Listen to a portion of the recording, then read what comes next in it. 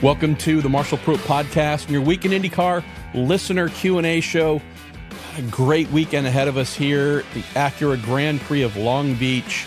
Cannot wait to get there. IMSA and the WeatherTech Sports Car Championship. 27 cars, GTP and GTD. IndyCar with 27 entries. The Historic Motorsports Association Vintage Series. Robbie Gordon Super Stadium Trucks. SRO GT of some sorts, Formula Drift, and I might be forgetting another series, but it's going to be a blast as always. Driving down Wednesday morning and then driving back Sunday night, about 6 hours each way. So, woohoo! Coffee and fueling up as best I can both ways. Want to start off the show here, and then we're going to swiftly move into your questions, but I'm going to start off the show saying a massive thanks to all of y'all. Got an email from our podcast host this morning, Podbean, saying congratulations on 10 million downloads. So thanks, y'all. It's a crazy, crazy number. Started this thing, I think, May 8th of 2016.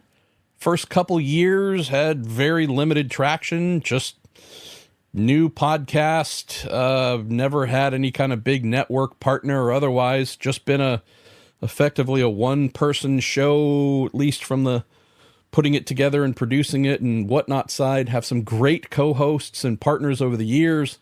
This Week in IndyCar show started off with my late friend and colleague, Robin Miller.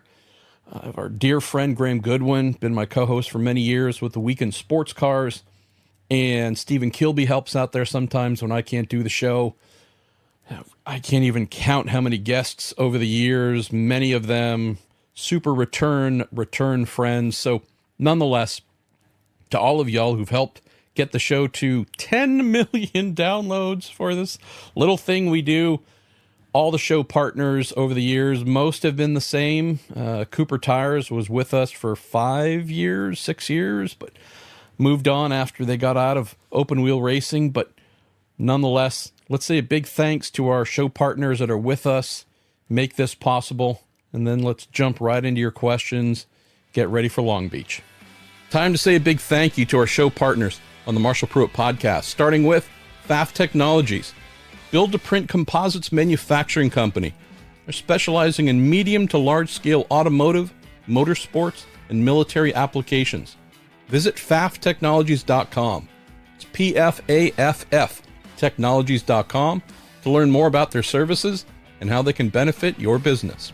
Next, it's the Justice Brothers, makers of premium additives, lubricants, and cleaners, been servicing the automotive and motorsports industries for more than 85 years, with victories in all of the biggest North American motor races, including the Indianapolis 500, the 24 Hours of Daytona. The Justice Brothers products are truly race-proven. Learn about their vast history and range of offerings at justicebrothers.com. If you're fond of awesome motor racing collectibles, including Pfaff Motorsports McLaren gear and goodies, pay a visit to torontomotorsports.com. And finally, we have a new online merchandise home for the podcast, thepruittstore.com, for all the show stickers, models, racing memorabilia I'm trying to sell and put towards our fund to buy a house is now live and rocking. thepruittstore.com. Ken Anderson, you open the show. This is MP, much love, brother. This is with Kyle Larson being successful in his testing at IMS. His recent string of poles and whatnot, ability to drive anything, have his chances of being a contender for the pole or top 5 in the race gotten any better for the Indy 500? I don't know if I ever expected anything less, Ken. So I'd say no. This is a guy who's a once-in-a-lifetime talent. To your point, can drive seemingly anything, but oval racing is his extreme specialty. So at least for the world of oval racing, there's no greater test than the Indy 500. And for one of the greatest I can think of that I've seen in terms of oval talent, this is right where he should be. Thing to look out for come race day, there's always some curveballs that a rookie arrives at and finds something they hadn't come across in all the practice running and whatnot and drafting. So That's just the part to be not concerned about, but just to keep your eye out for. It's not uncommon for the rookies to go left when they should go right, or make a wrong read on something and they don't end up getting the best result their first time out. Also got to hope that whether he wins the race or not, this wouldn't be Kyle's one and only.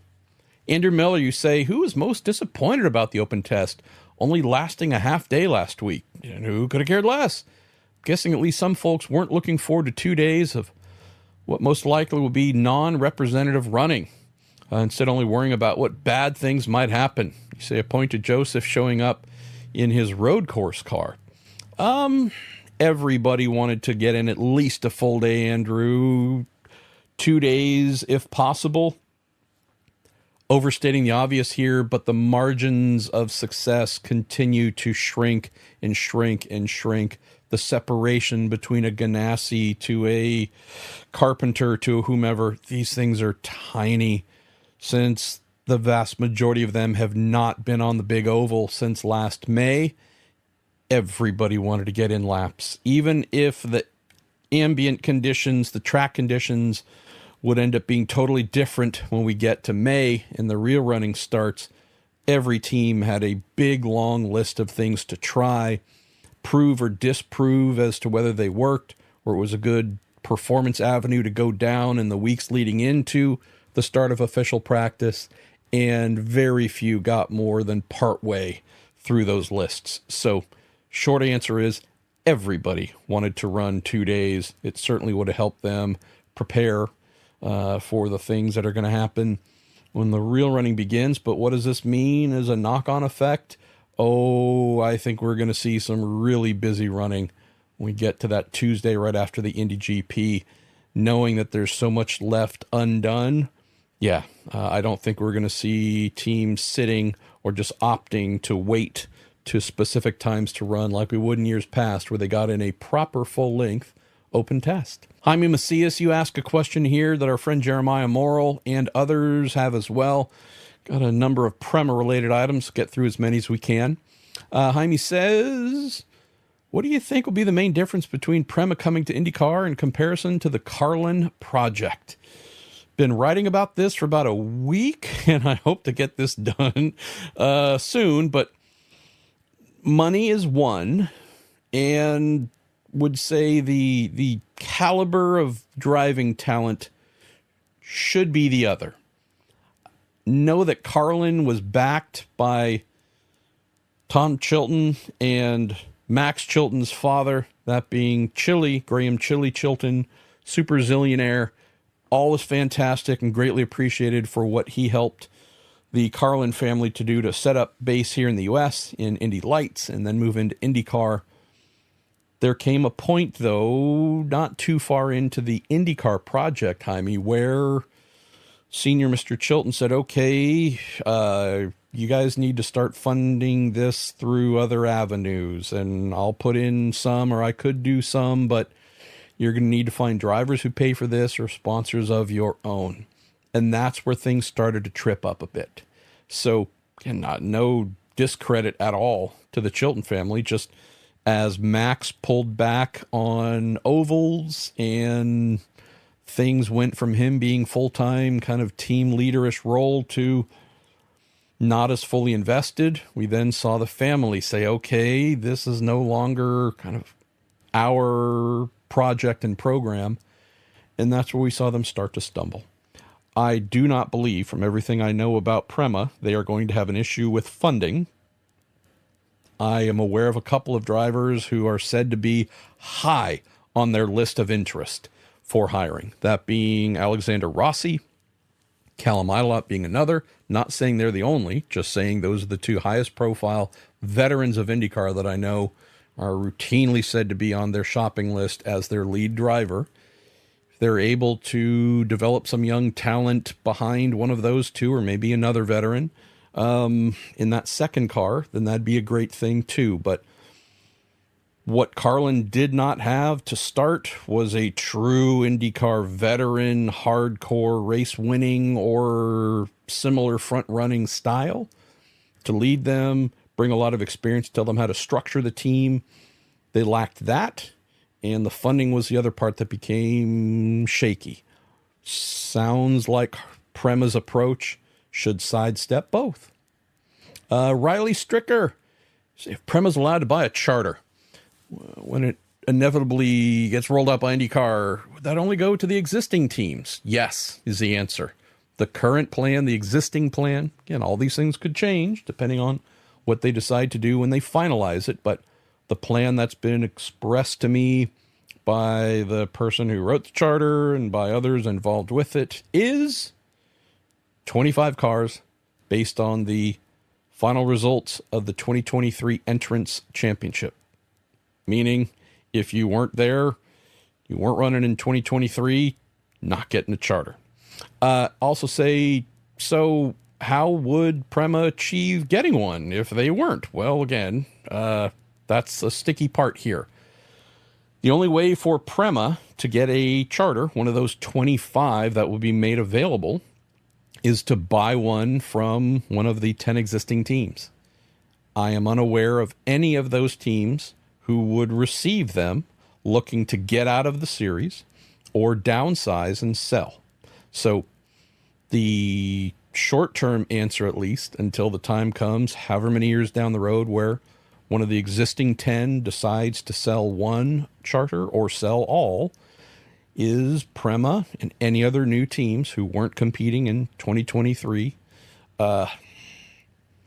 and within the entrance list and the filter that they've applied there that makes folks eligible. It's, again, the 10 full-time teams. They'd have to run as non-charter teams.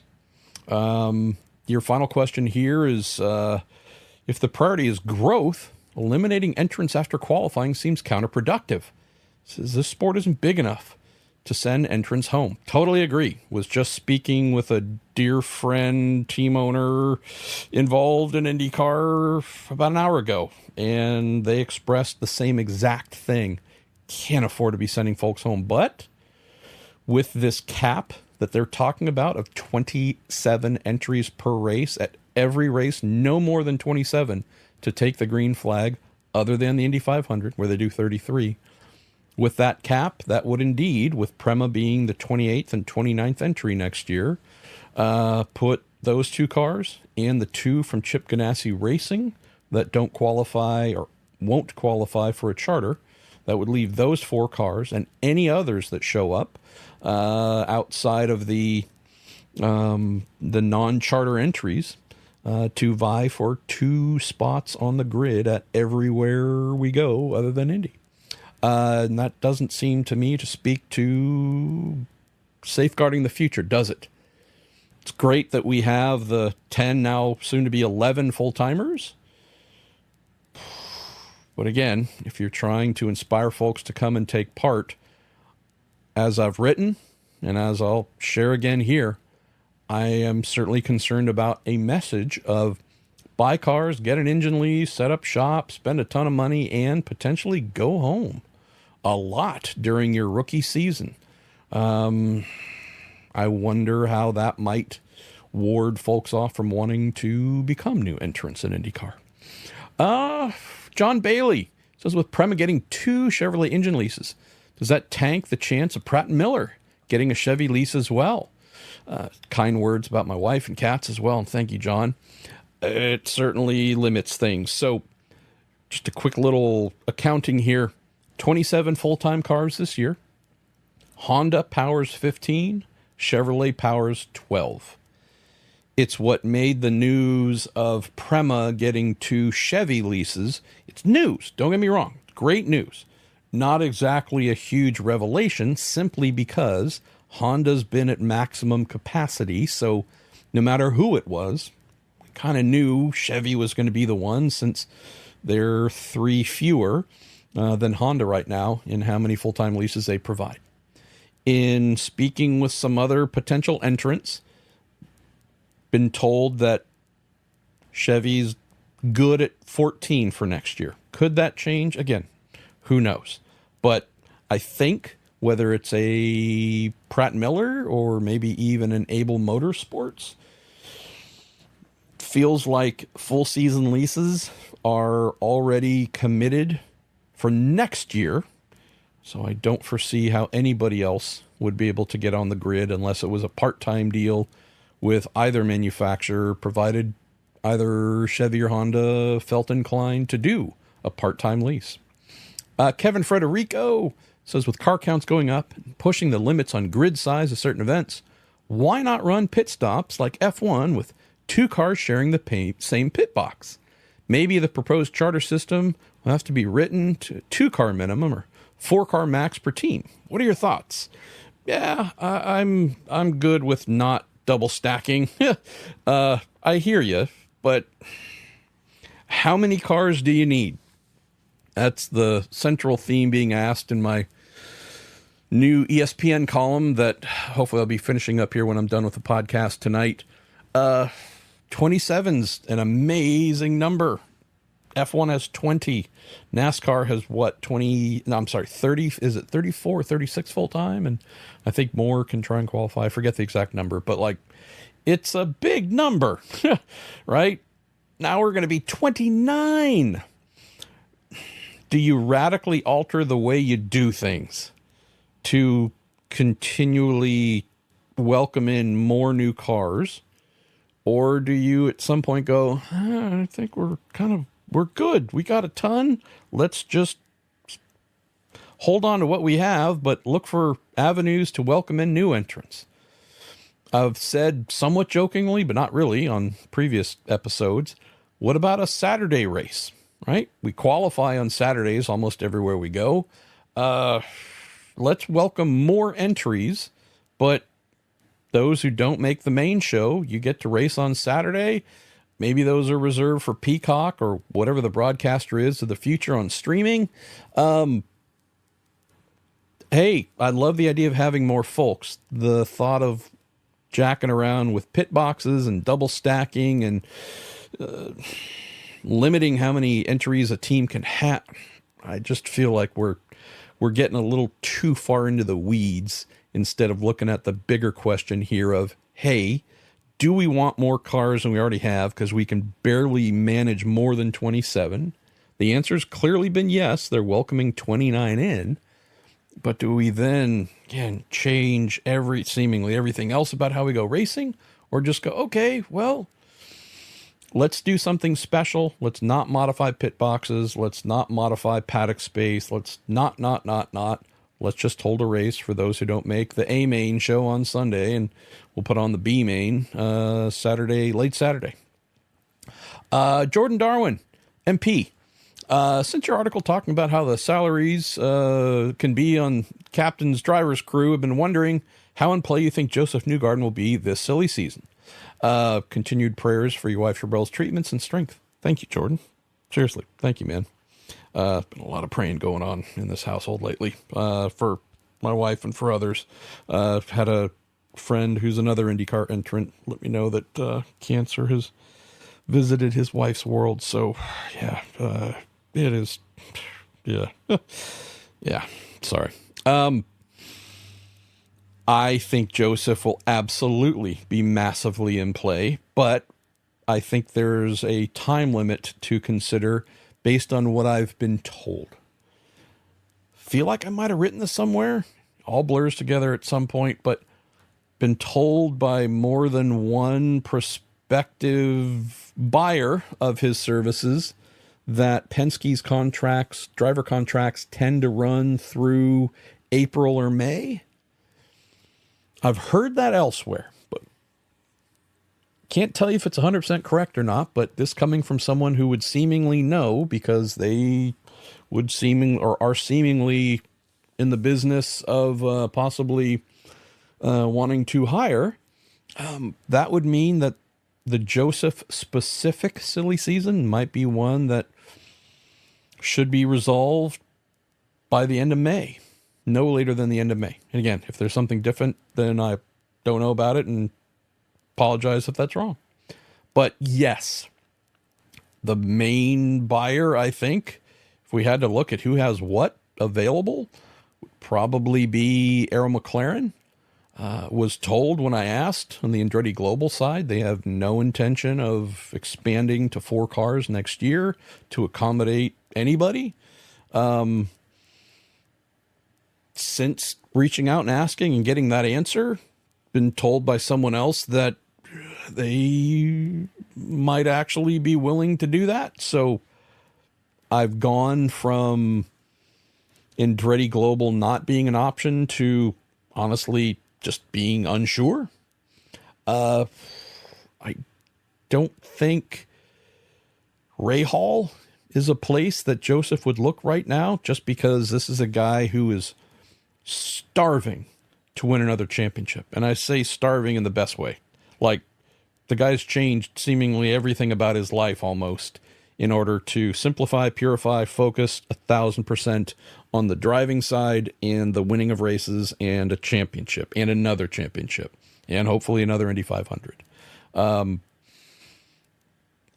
Guessing here, but if I'm trying to put myself in his mind, I'm thinking, okay, certainly want a pay increase, and whomever I drive for, I got to know that they're either capable of delivering a championship right away or within a year or so afterwards, but not a short to medium term project to get them to a hopeful place of being able to get me towards a championship.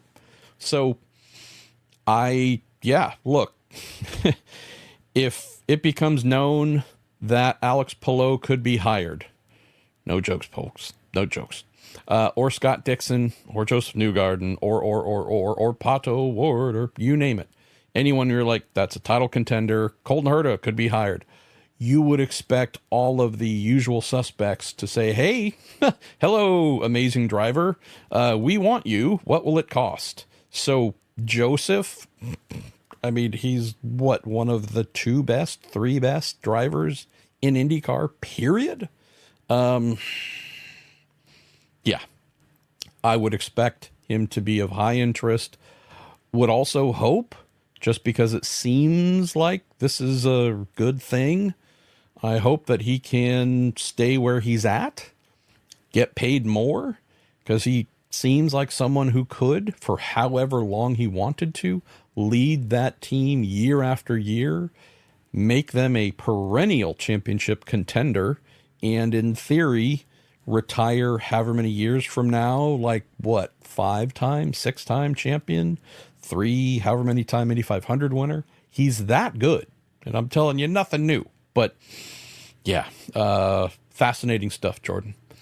Lord Thike says, MP, what are the differences in how drivers approach a street course versus a road course? Are there major differences on the engineering side? Why, yes, there are.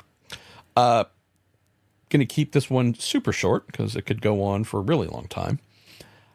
Thinking about a road course, you are thinking about, by and large, medium to high speed corners. Street course tends to be low speed to medium speed corners at most. Rarely, if ever, do you get a truly 5th, 6th gear corner flat out at 150, 70, whatever miles an hour. You're talking about a street course that tends to be, like Long Beach, one with a slower average speed, and you get to most corners that are fairly sharp, right? Lots of 90-degree turns, some even tighter. So if we're looking at the difference between a road course and a street course setup, pretty basic approach here.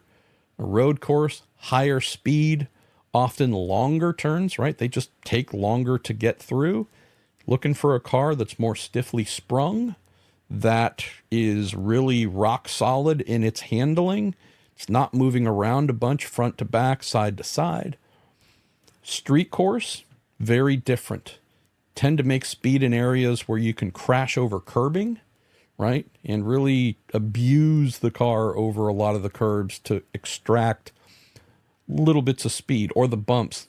Street courses tend to be pretty beaten up because of what they do on a daily basis with all the vehicles driving over them. And so you'll go for a softer setup, car that rolls around a little more, is more compliant. That's a common term that you hear.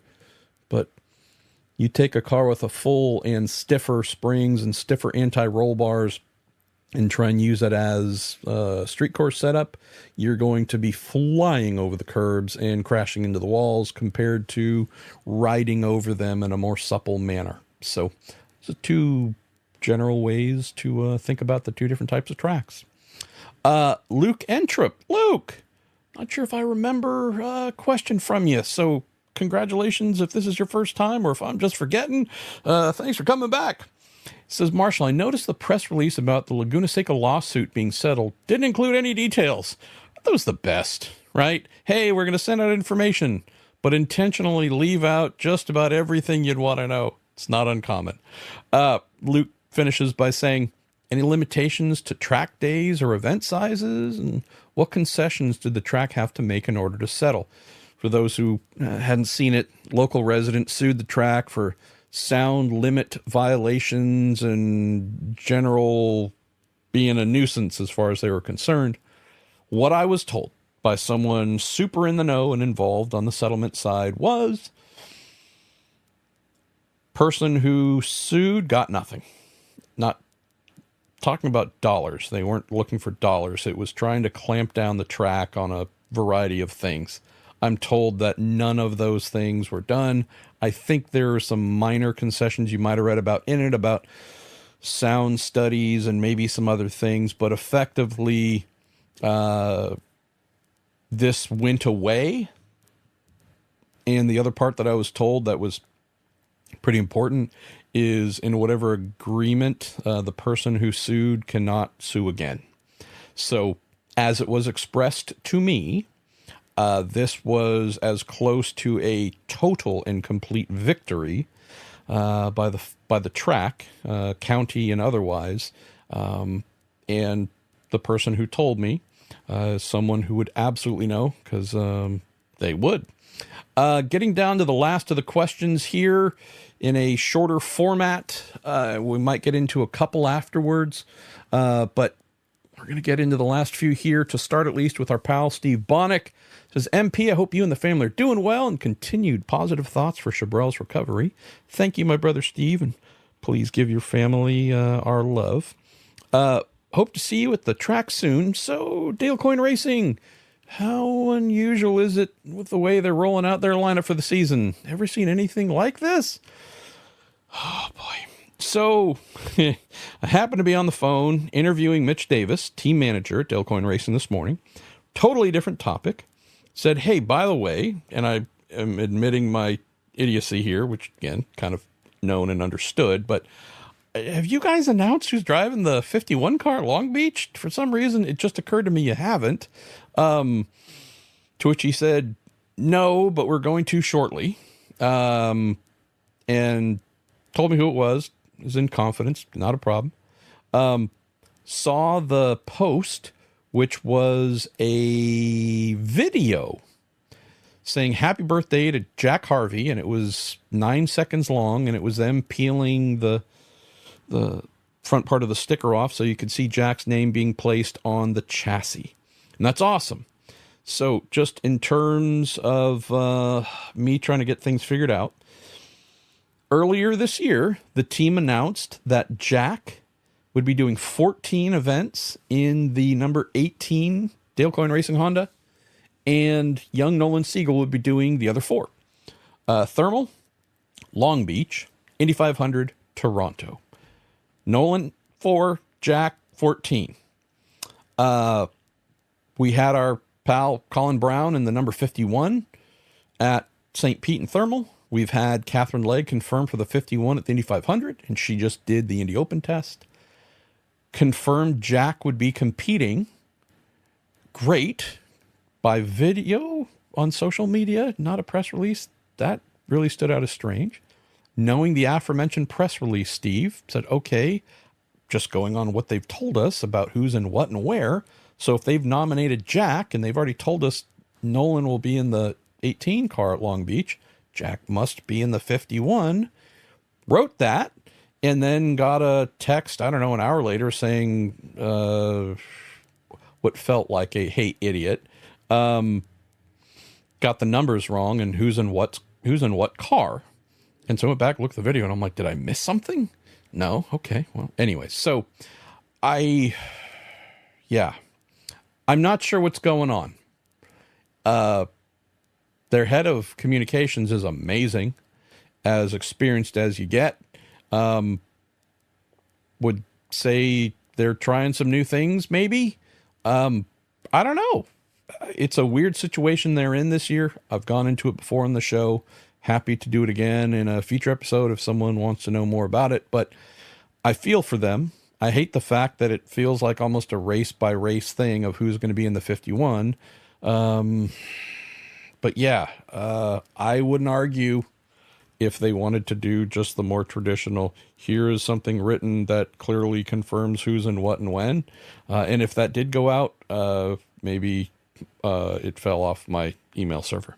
Hey, Corey Johnson says, can we get a status update on the Abel ride for the Indy 500?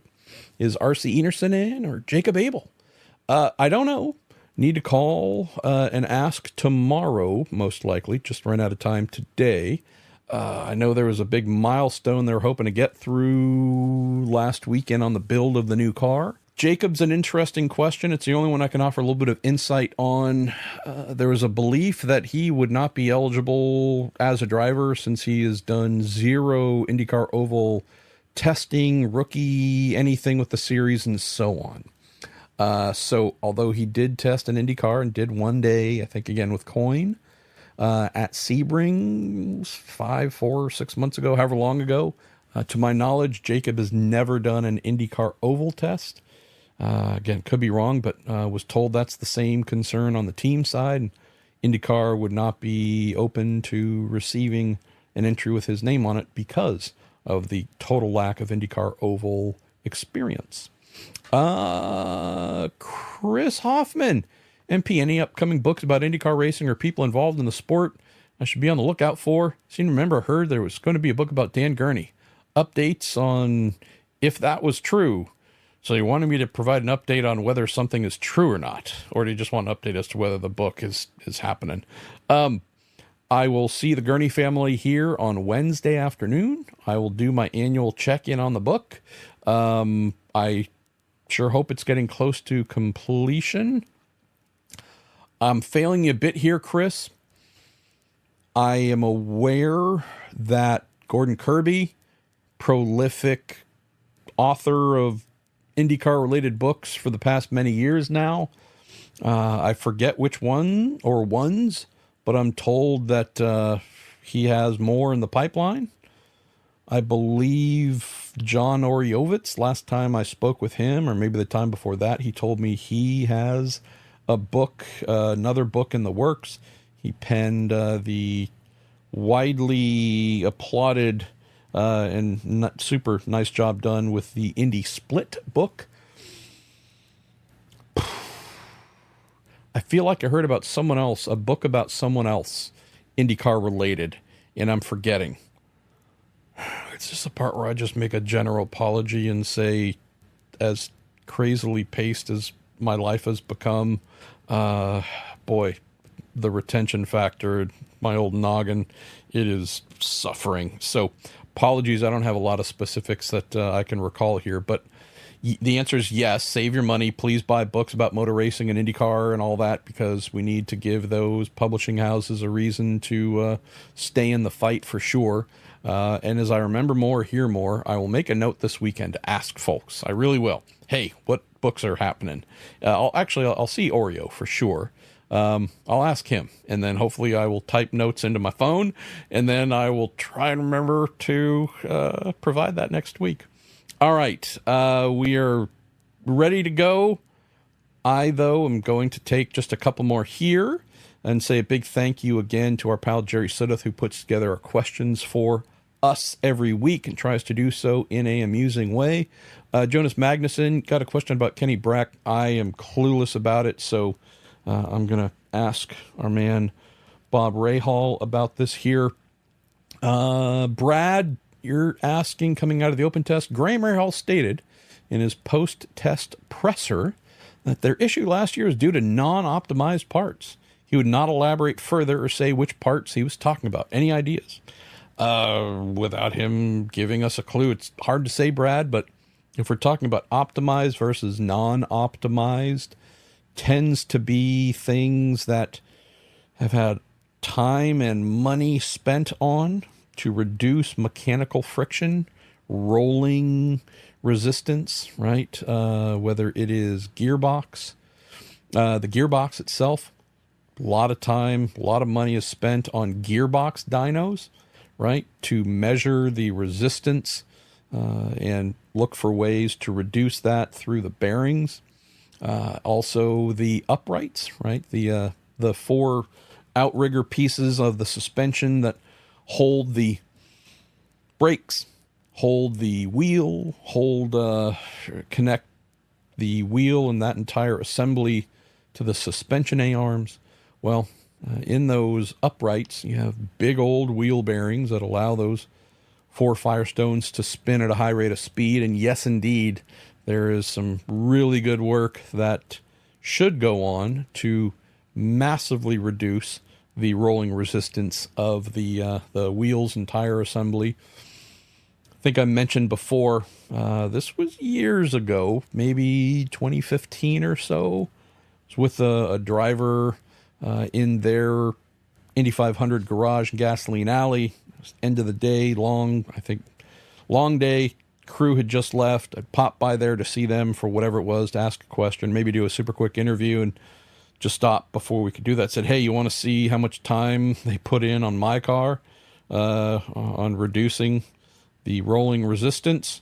And his car was up in the air. One of his teammates was up in the air. It was a full-time driver. This was an Indy-only driver. They were paying for the ride, too. And their teammates spun, I think it was the left front wheel, and it just went bzzz, super, super free and just spinning and super easy. Then did the same exact to one of his wheels and tires on his car, and it did about 25% of the revolutions. And you could just see, like, oh, there is some stickiness here that you really don't want. And that is something the engine has to fight through to push that car through the air. And that robs power, robs performance, and that's the reason why one car will be a little bit slower than the others. So I would guess this is where he's talking, but there are other areas, aerodynamic optimization as well, body fits and such, but hard to say exactly, but those are the prime areas to think of.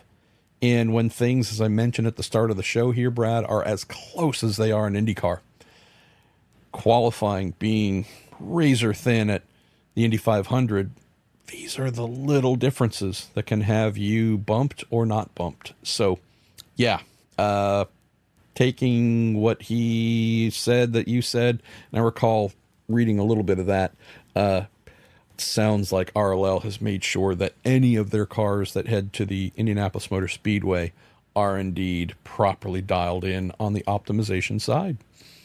Dave Heisen, you say, is my favorite little Dave driver. Does he have one foot out the door to a McLaren and the other foot on, say, a banana peel? I sure hope not. I hope Davey is not in jeopardy of losing anything. Haven't been told this by anybody, just stating what I believe is going to happen based on things that I know. I will be very surprised if little Dave is confirmed for Long Beach. Hope that he is. If he isn't, you can absolutely look for Théo Pourchaire to be in the car. Where else do we go here real quickly? JJ Gertler asking if Brian Highspeed Herta will be taking part, or his son Colton be showing up at any vintage historic IndyCar racing appearances like this weekend at Long Beach. The answer is no, according to Brian, who told me his plan for that car was one and done. Wanted to do it once and then park it and just soak it in, getting to share the car with his son, and that be the finale. Travis Watry, MP, am I losing my mind, or did you have some methanol-fueled 2.65 liter turbo V8 as a sound bed 2 or 3 episodes ago? I did. I don't want to do it every time, but yeah, I'll just throw that in every now and then just to spice things up. Hey, it might get us to 10,000,001 downloads if I'm not careful. Funny, just the way things normally work. I had about 50% of the people say, oh, that was really cool. If you were to stop that after this one time. And then I seemingly had about the other 50% say, that's awesome. Keep it going. I love it. So, yeah. Same thing with, oh my God, please shorten your show. Oh my God, why is the show short? I need it long. I suck, apparently. There's a happy middle ground somewhere here. Apparently, I never find it because I'm always told that I need to do the opposite thing that is conflicting. But yeah, did try that. Not going to do it all the time. But yeah, do it maybe a little more often going forward. Also, he said, if you did, say Jimmy Blind, Joe Tonto are confirmed for Prema in 2025. Thoughts and prayers for you and Mrs. Pruitt and Rocky and Rosie. Well, thank you. All right, I'm going to tell you, they are confirmed in Prema. Brian Cohn, it's been a little while since I read a question of yours. Where else do we go here? Derek Bartachek asking if I'm going to be in Toronto. Maybe. Haven't been there for a while, but I hope so. Patrick Gaffney asking if there'll be a change to the Indy 500 compound. I need to ask Firestone this weekend if that's at all possible. I doubt it, but I'll have to see. Other than that, Randy Maynard asking if Prem will be the ones to get IndyCar, Ferrari to IndyCar. It'd be amazing knowing that they're the Ferrari F2 development type team, but yeah, that'd be a weird pipeline, but I mean, we'd love to see it, wouldn't we? Jamie Rowe, MP, with Prema coming in with what looks like strong funding and a pipeline of solid drivers. Just possibly some contraction with other teams. Would that allow Prema to buy one or more charters? I don't foresee that contraction happening. If it does, it will happen, I guess, but Juncos is not looking to go down to one car, to my knowledge. Meyershank is not looking to go to one. Foyt's not looking to go to one. Carpenter's not looking to go to one. Coyne's not looking to go to one. Could those things change? Maybe. RLL going from 3 to 2. Run again. I'm not aware of any team currently planning on downsizing. So that's where at the moment, I can't see that happening. So we'll close here with Brian Cohn. Marshall says, I'm confused by the talk about limits on charters. Says, well, at the same time, there's growth on the team side. Says, how does a new team acquire a charter? Well, again, if you weren't running full-time in 2023, you're not getting one unless a team wants to sell you one. Mentions as well that limits on car count seem very counter to growth potential. One of IndyCar's strengths is that it's not a closed-door society, and it sure seems like the charter process will eventually close the door. Yeah, I keep looking for ways where that won't happen. And there's a bit of protectionism here. Not as bad as we've seen in F1, but there is a bit of a closing of the ranks. We're the ones who are here currently. We're the ones who've made IndyCar what it is. We put on the show. Take care of us. I get it. It's totally natural. The same time, fortunes rise and fortunes fall. Duh. But, right, IndyCar is currently going through a boom cycle with its entries. What happens if that starts to trend in the opposite direction? Have you run off those who were interested or who did try and come in but failed to qualify and got tired of it? It's that part that I definitely am continuing to bear in mind about a potential flaw. Had another friend today, just to close here, mention on the topic. So let's say you're a non-charter team and you fail to qualify. So what do you do with those tires? Do you get a rebate from Firestone or IndyCar because a number of new sets and whatnot went unused on race day? Doubtful. Hey, let's say you fail to qualify for a number of events. You pay your $1.45 million for an annual engine lease. Let's say you only use 2 of the 4 because you failed to qualify for half of the races and only need 2. Do you get a rebate for $700 and whatever $1,000? Doubtful. What do you do? Like, it's a lot to consider here, Brian. I don't know where we're going to end up, but I'm crossing fingers and a variety of other things, all hoping that the folks who are currently here feel well taken care of, while folks who, and we don't have this very often, express an interest to join IndyCar aren't driven off from the concept. All right, y'all. Thanks once again. 10 million downloads. Thank you so much. And to our great partners at Pfaff Technologies, TorontoMotorsports.com, and the Justice Brothers. I'm Marshall Pruitt. Will speak to you very soon.